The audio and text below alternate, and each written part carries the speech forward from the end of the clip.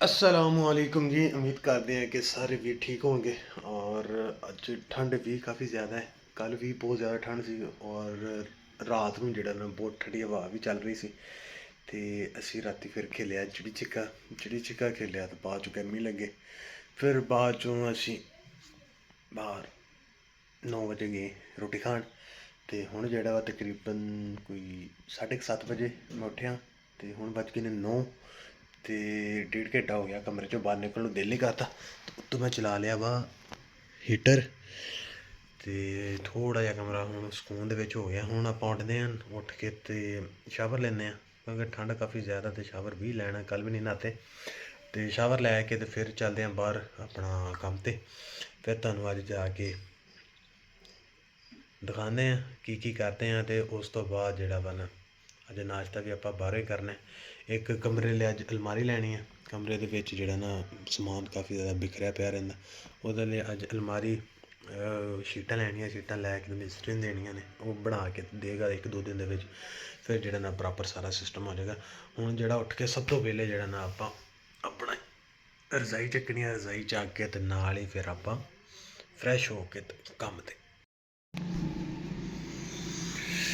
हुई हुई हुई हुई हुई हुई बाहर तो सर्दी बड़ी आ, हर पासे ठंड का राज है। इसलिए आप नहाना कैंसल कर दिता है। आके नहावांगे। एक कॉल आ गई, कॉल एमरजेंसी जाना पैना। कमरा सैटमेंट हो गया, कंबल चक के रख दिते, रजाई की तह लाती, कपड़े चक के पाइए तो निकलिए, नट जाइए।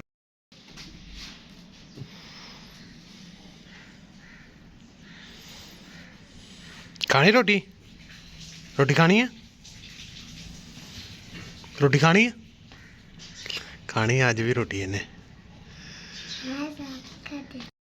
लो जी, लाहौर वाले फाटक तो सरगोधे वाले फाटक के सेंटर के इत्थे लगे ने कट्टे, कट्टियां ते एक बच्छा।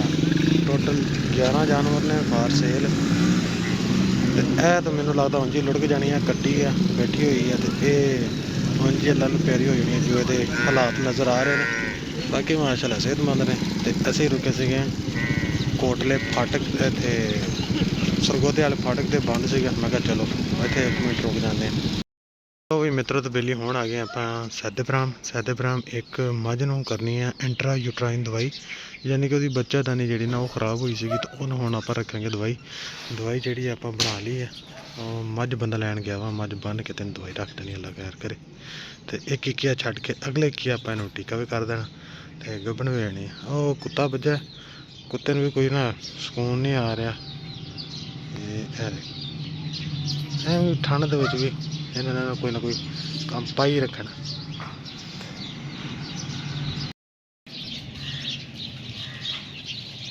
तो भी हुण असीं आए सी एक होर डेरे ते। इत्थे एक कल गाय नूं साड़ू पिया सीगा, ते ओनूं कल ओहदा ट्रीटमेंट करके गए सीगे। ते हुण ओहदा थन चैक कीता, कल ब्लड आ रहा सी। अज जेहड़ा ना दुद्ध ठीक हो गया कदरे, मगर अज शाम तक या कल सुबह तक बिल्कुल बेहतरीन होगा। इस विच एह हुंदा कि अगर तुसीं भी किसी भी जानवर का ट्रीटमेंट करदे तो उन्होंने 3 दिन तक लाजमी करो, ताकि जानवर तुहाडा मुकम्मल तौर तक ठीक हो जाए। उस तो अलावा जानवर गवाल बन्नी इन्होंने, यह जानवर ने छोटा माल जे सारा सोहना सैटअप बनाया जे। बच्चे ने कुरबानी ले रखे हुए। तो बाकी एक जानवर ठंड लगी हुई सी, वह भी ट्रीटमेंट कर दिता, वो भी बाद ही आ गया मेरा ख्याल। वो आ गया जी। यह जानवर लगी हुई सी ठंड। तो यदी जी ना वक्खी वो भारी हुई है। ये जड़ा ना असी इधर वाली वक्खी भारी है, परली वक्खी जी ना वो ठीक है। ये ना आप इनू सरसों का तेल तो तारपीन का तेल 100 ml जो ना मिक्स करवा के दवा देंगे। इंजैक्टेबल इंजैक्शन जोड़े ने इनू ला दिते गए हैं। तो बाकी जानवर माशाल्लाह सेहतमंद ने, तंदरुस्त ने।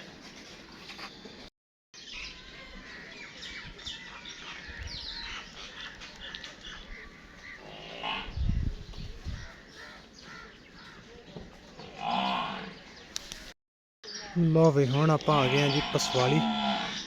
ये पिंड है जी लाले मूसे के करीबी, तकरीबन 1.5 तो 2 किलोमीटर मेन जीटी रोड तो हट के पिंड है।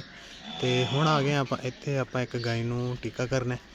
तो यह बहुत ही खूबसूरत जोड़ा इतने सीन से। मैं कहा चलो ਨਾਲ ਸ਼ੇਅਰ ਕਰਦੇ ਜਾਂਦੇ ਹਾਂ। ਤੇ ਇੱਥੇ ਤੁਹਾਨੂੰ ਹੁਣ ਇੱਕ ਪੂਰੀ ਤਰਤੀਬ ਮੈਂ ਦੱਸਦਾ।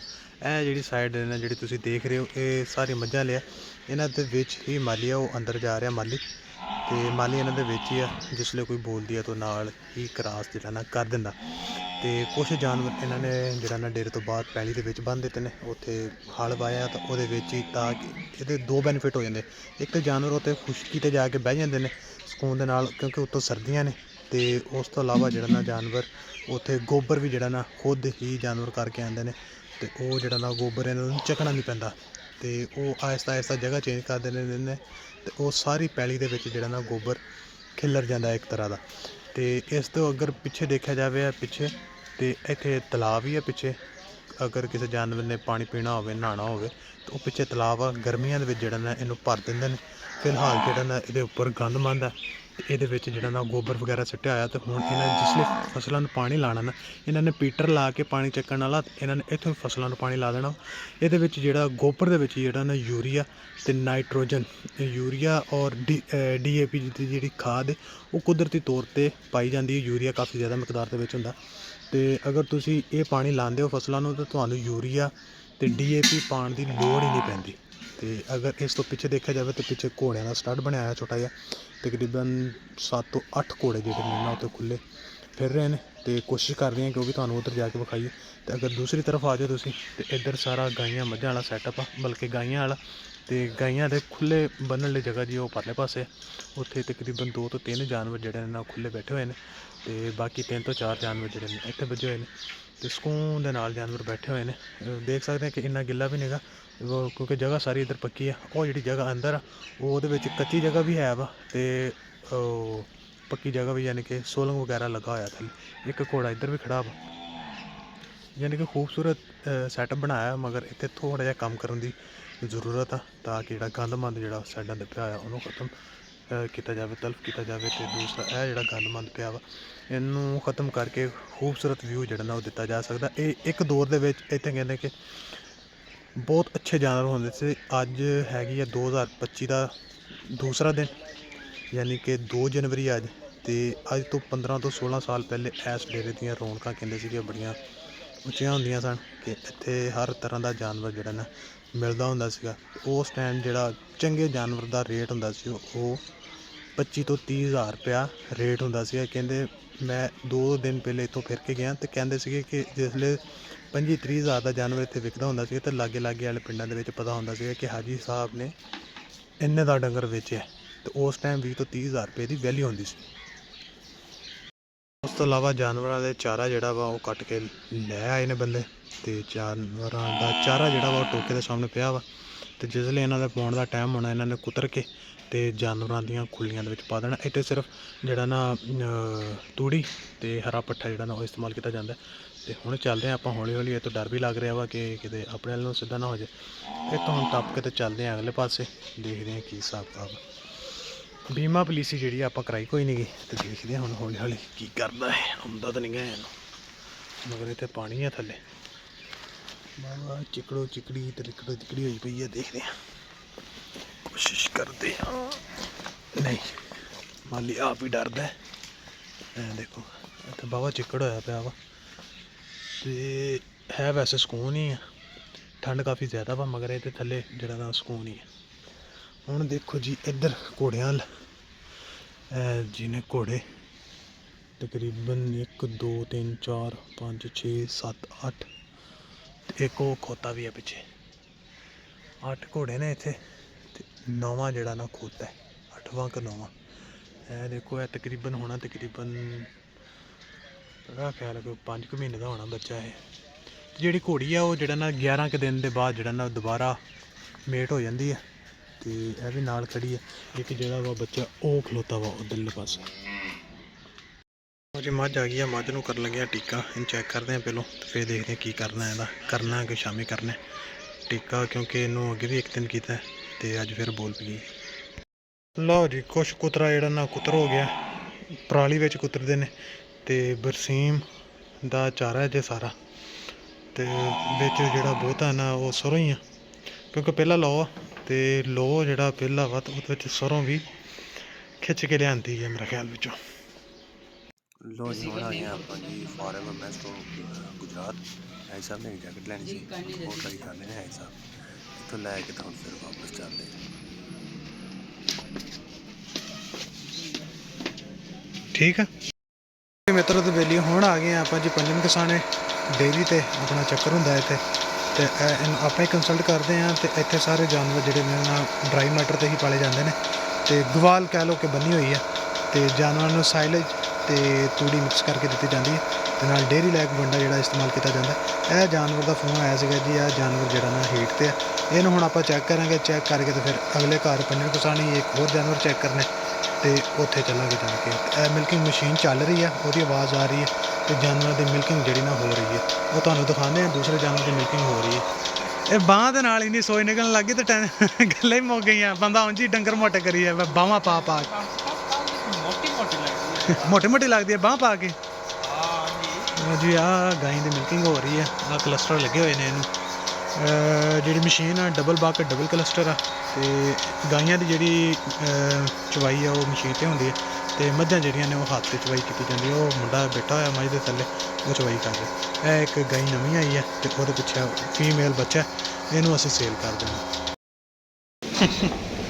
ਲੋ ਜੀ ਜਮਾਲ ਸਾਹਿਬ ਆ ਰਹੇ ਨੇ ਆਪਣੇ ਡੈਡੀ ਦੇ ਨਾਲ ਉੱਪਰ।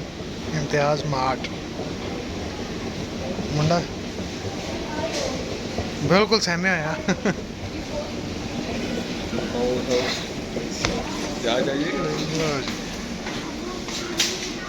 ਚਲੋ ਜੀ ਹੈ ਸਾਹਿਬ।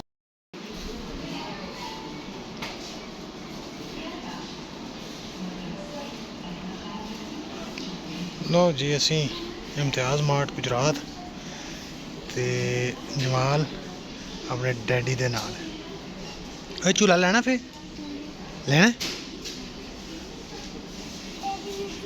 ਨਹੀਂ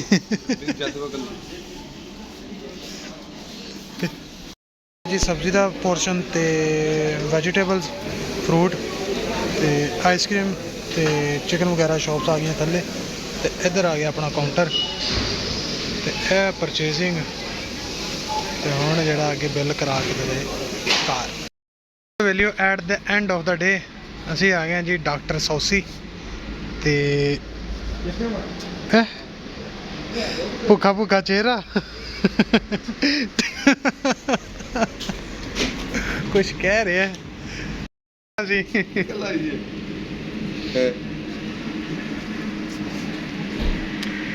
ਉਹ ਤਾਂ ਅੱਗੋਂ ਦੀ ਹੋ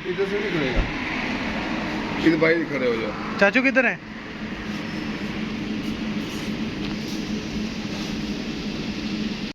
ਲੋ ਜੀ ਪਹੁੰਚ ਗਏ ਡਾਕਟਰ ਸੌਸੀ ਹਾਈ ਸਾਹਿਬ ਤੇ ਚਾਚੇ ਹੋਣੀ ਨਾਲ ਨੇ। ਇਹ ਹਾਈ ਸਾਹਿਬ ਦਾ ਨਿੱਕਾ ਜਿਹਾ ਮੁੰਡਾ ਤੇ ਭਾਈ ਅਹਿਮਦ ਅੰਦਰ ਜੀਟੀ ਰੋਡ। ਹੁਣ ਇੱਥੇ ਕਰਾਂਗੇ ਜੀ ਥੋੜਾ ਇੰਜੋਏ।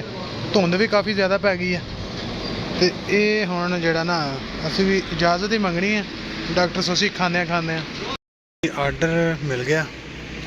ਹੁਣ ਗੱਡੀ ਦੇ ਵਿੱਚ ਬਹਿ ਕੇ ਜਾਂ ਬੋਨਟ ਤੇ ਰੱਖ ਕੇ ਹੁਣ ਖਾਵਾਂਗੇ ਇਹਨੂੰ ਤੇ ਉਸ ਤੋਂ ਬਾਅਦ ਮੈਂ ਤਾਂ ਬਾਹਰ ਖੜਾ ਤੇ ਠੰਡ ਵੀ ਅਖੀਰ ਚੰਗੇ ਚੱਸ ਦੇ ਨਜ਼ਾਰੇ ਦੇ ਰਹੀ ਹੈ। ਲਓ ਜੀ 버ਗਰ ਆ ਗਏ ਨੇ। 버ਗਰ ਖਾ ਕੇ ਤੇ ਹੁਣ ਆਪਾਂ ਇੱਥੋਂ ਜਾਣਾ ਸਿੱਧਾ ਵਾਪਸੀ ਤੇ ਟਾਈਮ ਹੋ ਗਿਆ ਵਾ 11:15 ਤੇ ਤੁਰ ਗਏ ਜੀ ਵਾਪਸੀ ਤੇ ਇਨਸ਼ਾਅੱਲਾ ਨਈ ਵੀਡੀਓ ਦੇ ਨਾਲ ਸੁਭਾ